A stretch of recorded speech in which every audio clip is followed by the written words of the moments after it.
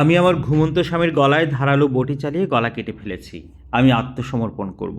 দয়া করে পুলিশ পাঠিয়ে আমাকে থানায় নিয়ে যান। এভাবেই থানায় ফোন করেন এক নারী। খবর পেয়ে পুলিশ তাৎক্ষণিকভাবে ঘটনাস্থলে গিয়ে গুরুতর আহত স্বামীকে উদ্ধার করে হাসপাতালে পাঠায় এবং স্ত্রীকে আটক করে থানায় নিয়ে আসে। 4 আগস্ট সোমবার ভোরে গাজীপুরের শ্রীপুর উপজেলার তেলিহাটি ইউনিয়নের মুলাইত গ্রামে এ ঘটনা ঘটে।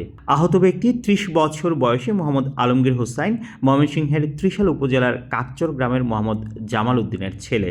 তিনি শ্রীপুর উপজেলার মুলাইত গ্রামের জৈনিক সিদ্দিকুর রহমানের বাড়িতে ভাড়া থাকতেন। অভিযুক্ত স্ত্রী ফাতেমা খাতুন, যার বয়স 28 বছর, তিনি ময়মনসিংহের ধোবাউড়া উপজেলার চন্দ্রকান্দা গ্রামের বাসিন্দা।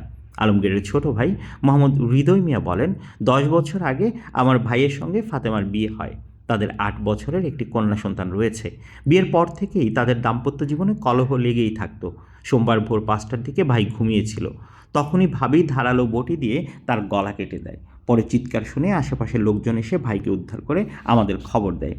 তিনি আরও জানান, পুলিশ স্থানীয়দের সহযোগিতায় আহত আলমগীরকে প্রথমে আলহেরা হসপিটালে নিয়ে যাওয়া হয়। অবস্থার অবনতি হলে তাকে ময়মনসিংহ মেডিকেল কলেজ হাসপাতালে ভর্তি করা হয়। তার শারীরিক অবস্থা এখনও সংকটাপন্ন।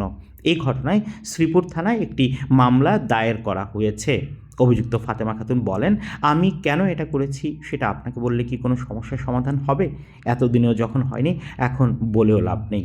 চাপা ক্ষোভ তার ভিতরে। শ্রীপুর থানার ভারপ্রাপ্ত কর্মকর্তা ওসি মোহাম্মদ আব্দুল বারিক বলেন, সোমবার ভোরে এক নারী থানায় ফোন করে জানান তিনি স্বামীর গলা কেটে ফেলেছেন এবং আত্মসমর্পণ করতে চান। তাৎক্ষণিকভাবে পুলিশ পাঠিয়ে তাকে আটক করা হয়। ঘটনাস্থল থেকে রক্তমাখা একটি ধারালো বঁটি উদ্ধার করা হয়েছে। এ ঘটনায় ভুক্তভোগীর ভাই বাদী হয়ে থানায় মামলা করেছেন। আহত আলমগীর এখনও বেঁচে আছেন, তবে তার অবস্থা আশঙ্কাজনক। Suman Salauddin, desk news, 0 TV.